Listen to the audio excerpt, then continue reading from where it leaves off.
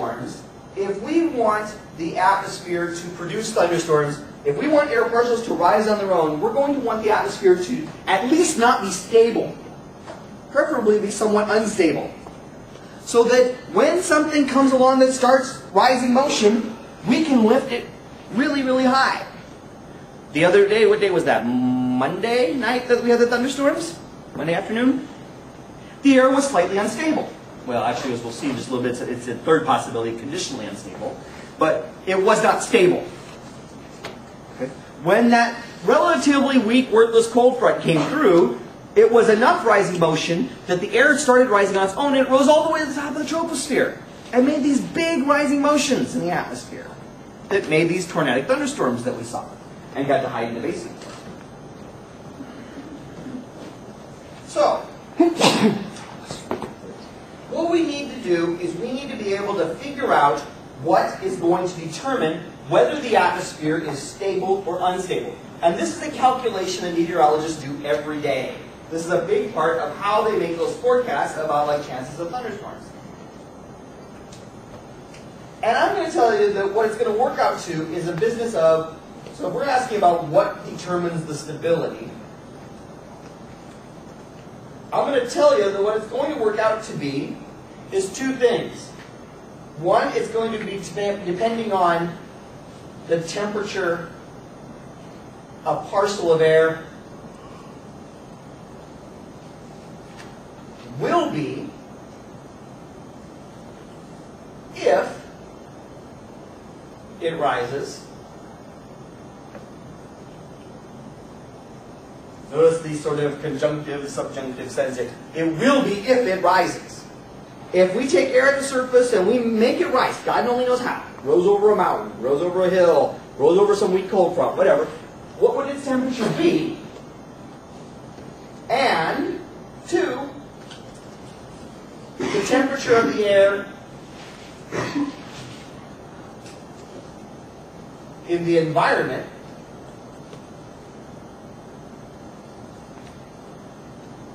around the air parcel.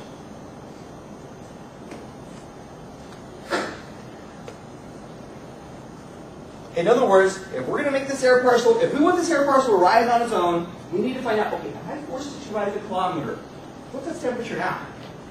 That's part one. And part two is, let's compare that to the temperature around that air parcel.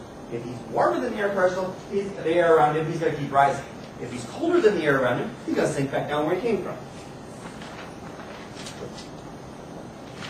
All right.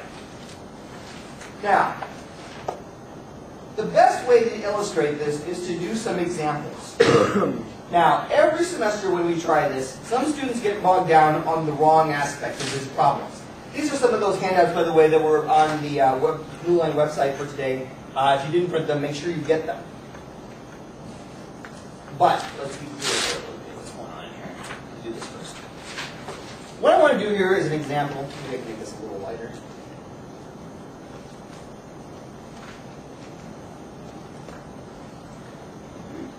Let's be clear about something that may have been slipping through the cracks here. We've used the word lapse rate two different ways so far in this class. Remember, lapse rate is how temperature changes as you go up. But we used it two different ways. Like back in the first unit of the course, when we were talking about the lapse rate, we meant like if we measure the temperature here, maybe with a balloon, and then we float the balloon up to here and we measure the temperature, how would the temperature differ from here to here? That is the environmental lapse rate. That is like, or if we had a big tall antenna, you picture a mast like that, we could measure the temperature here and we could measure the temperature here as we went up the mast. It's not the same air. It's that air down there and that air up there. That's the environmental lapse rate, or ELR. We've also used those two adiabatic lapse rates, the dry adiabatic lapse rate and the moist adiabatic lapse rate. And if you remember, that was about taking some air and moving it. So that was an air parcel. And we said, here its temperature is this, but if we move it up to this altitude, its temperature is now this. See how we use that two different ways? That's important to keep straight.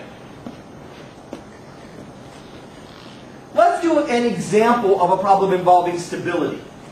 Let's say in this example, the temperature at the surface was 20 degrees, And 1 kilometer up, the temperature was 5 degrees. We measured that with a weather balloon or a tower or whatever. Notice that key word, measure. You measure the environmental lapse rate. So in this case, 20 degrees minus 5 degrees means that the temperature is cooling at a rate of 15 degrees Celsius per kilometer. Every 1 kilometer we were going up, the temperature decreased by 15 degrees. Now let's make an air parcel rise. We've got some air down there at the surface, which apparently has a temperature of 20 degrees Celsius. Let's make it rise. How? Oh, I don't know. Some little front comes through, it rises to go over some little hill. I don't give a damn. We've made it rise for some reason. Let's make it rise 1 kilometer. Should we make its temperature decrease dry adiabatically or moist adiabatically? Well, I don't know, so let's try both. Because I didn't tell you what the dew point of this air was. Well, if we took that air at the surface that had a temperature of 20 degrees and a dry adiabatic lapse rate of 10 degrees Celsius per kilometer, that is a constant, right? 10 degrees Celsius per kilometer is the dry adiabatic lapse rate. That's a constant. Environmental lapse rate is something we measure. 20 degrees minus 10 degrees means that 1 kilometer up, our air parcel will have a temperature of 10 degrees Celsius per kilometer. If our air parcel has a temperature of 10 degrees and the environment has a temperature of 5 degrees, this air parcel will continue to rise. We don't have to lift it anymore. It's now warmer than the air around it. It's less dense by the ideal gas law than the air around it. And so we don't have to push it anymore. It'll keep rising. Okay, what if I chose to use the moist adiabatic lapse rate? If I use the moist adiabatic lapse rate, if this air parcel were saturated, and because we said before the temperature at the surface was apparently 20 degrees in this problem, the moist adiabatic lapse rate is 6 degrees Celsius per kilometer. That's a constant. We don't measure it. That's better. It was distracting me. It's something that is a constant. So 20 degrees minus 6 degrees is 14 degrees. If we lifted that air moist adiabatically 1 kilometer, its temperature is now 14 degrees, which is a whole lot bit warmer than the air around it, which we said was 5 degrees. This air parcel too, we don't have to lift it anymore on its own. We don't have to force it to rise anymore. It will rise gladly on its own. In this case, it did not matter whether the air parcel was saturated or whether the air parcel was unsaturated. Once we gave it a little push, it became warmer than the environment, and it was going to rise. This would be a great way to make a thunderstorm. Because even a little push, whether the air was dry or whether the air was moist, now it's going to rise on its own all the way up to the top of the tropopause. And this is going to be a situation that we're going to call absolutely unstable. It did not matter what the humidity of that air was at the surface, whether it was saturated or not, it was going to rise on its own, once we gave it a little push. And the atmosphere is going to be absolutely unstable whenever the environmental lapse rate is more than the dry adiabatic lapse rate. We're going to have 3 of these kind of rules for determining the stability. If the environmental lapse rate is more than the dry adiabatic lapse rate, the atmosphere is absolutely unstable.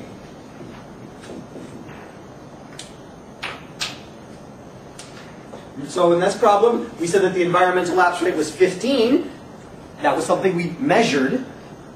And the dry adiabatic lapse rate is a constant. It's 10, so the environmental lapse rate was more than the dry adiabatic lapse rate, and therefore this air parcel was this layer of the atmosphere was absolutely unstable. You can have this, so this could be just one layer. Maybe there's another layer above it that has different stability. We have to measure its temperatures and determine its stability as well. I don't want you to get bogged down in this number 20 degrees. I want you to think back as to see, we use these numbers as a way to compute the environmental lapse rate.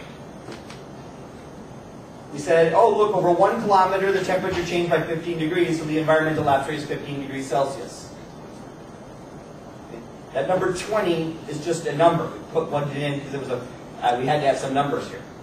But in your homework, for example, you'll have temperatures that are different than this. Okay, probably the best way to illustrate the difference here is to do a second example. Again, you have this one in your